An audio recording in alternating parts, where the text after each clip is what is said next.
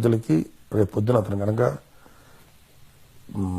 Party గెలిస్తే 100% ఏ political leader కూడా చేయనంటే అద్భుతమైన సర్వీస్ చేయగలిగేటువంటి వ్యక్తి. ఎందుకంటే అతనికి ఏ స్వార్థం లేదు. ఆ డబ్బులతోటి వెనకాల పోగేసి కోట్లు పోగేసి సుఖపడదామని కోరిక లేదు. ఓ పెద్ద పెద్ద కార్లు కొనుక్కోవాలని కోరిక లేదు. పెద్ద పెద్ద బిల్డింగ్లు కట్టాలని కోరిక లేదు. కాకపోతే నిజంగా చెప్పాలంటే కళ్యాణ్ బాబు కంపల్సరీ యాక్ట్ చేయాలి. పెద్ద సంపాదించి పోగు చేసింది కూడా ఏం లేదు కళ్యాణ్ బాబు. ఎంతో డబ్బు నాకు ఇచ్చింది చాలా మందికి తెలుసు, నేను చెప్పాను కాబట్టి.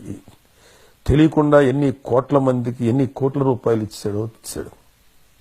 అవన్నీ ఇవ్వకుండా ఉండాడు. కళ్యాణ్ బాబు దగ్గర చాలా డబ్బు ఉండాల్సిందే. సో అంత మంచి వ్యక్తి కళ్యాణ్ బాబు. సో అలాంటి వాడి కంటే కూడా ఎవరికి వేస్తాము ఓటు? నేనైతే నా వ్యక్తిగతం చేశాను, ఇలా ఎంతో మందికి చేశాడు.